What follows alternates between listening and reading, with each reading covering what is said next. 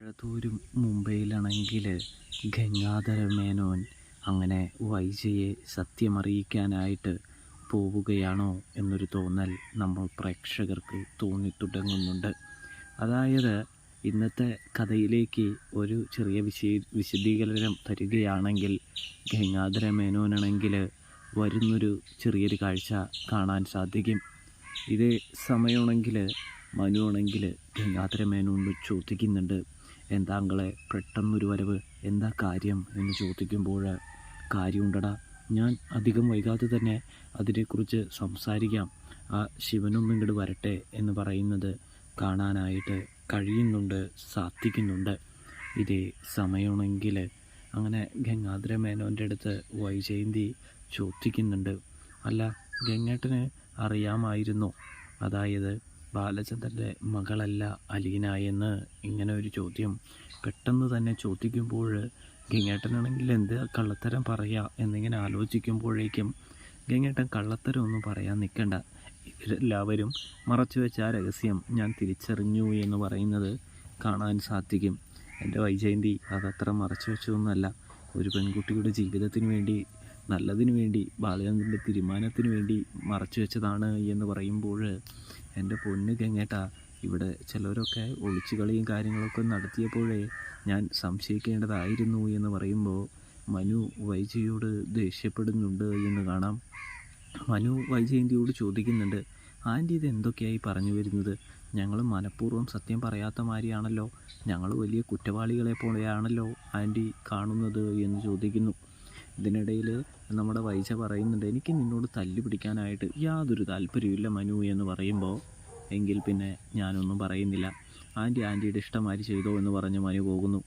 ഇതിനിടയിലാണെങ്കിൽ നമ്മുടെ മുത്തശ്ശിയുടെ അടുത്ത് ഗംഗാധര മേനോനാണെങ്കിൽ എല്ലാ കാര്യങ്ങളും തുറന്നു പറയുന്നു. ബാലചന്ദ്രൻ ഇപ്പോൾ അന്വേഷിച്ചു കൊണ്ടിരിക്കുന്നത് ആരുടെ? അലീനയുടെ അച്ഛനെയാണ്, സ്റ്റാലിനെയാണ്. എന്നെ വന്ന് കണ്ട് സ്റ്റാലിൻ്റെ ഡീറ്റെയിൽസും കാര്യങ്ങളൊക്കെ മേടിച്ചു കൊണ്ടുപോയി എന്ന് പറയുമ്പോൾ, അപ്പോൾ നിനക്കത് കൊടുക്കാതിരുന്നാൽ പോരായിരുന്നില്ലേടാ എന്ന് ചോദിക്കുകയാണ്. അതേസമയം അത് കൊടുക്കാതിരുന്ന ബാലചന്ദ്രൻ വീട് വലിയ പ്രശ്നത്തിലുണ്ടാക്കും, ആകെ പൊട്ടിത്തെറിപ്പിച്ച് കളയും, ജീവിതമേ തകർത്ത് കളയും.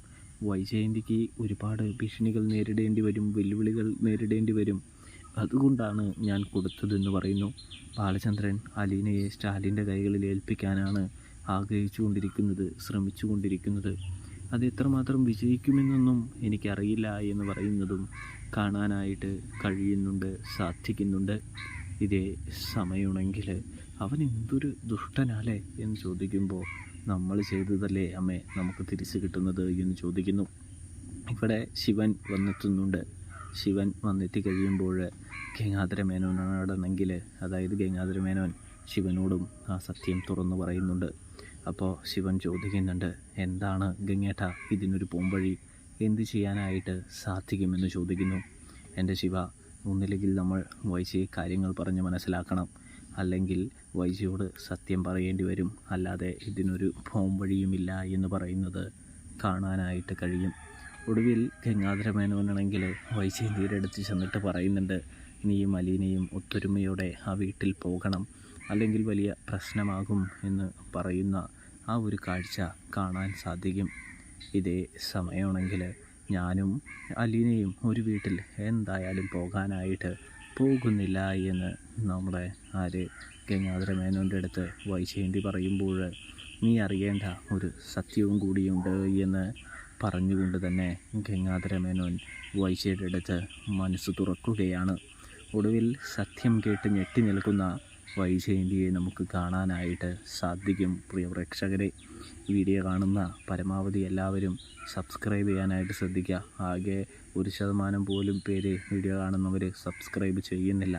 സബ്സ്ക്രൈബ് ചെയ്ത് സപ്പോർട്ട് ചെയ്യാനായിട്ട് ശ്രദ്ധിക്കുക. തുടർന്നും വീഡിയോസിനായിട്ട് വെയിറ്റ് ചെയ്യുക. അപ്പോൾ എല്ലാവർക്കും താങ്ക്സ് ഫോർ വാച്ചിങ്.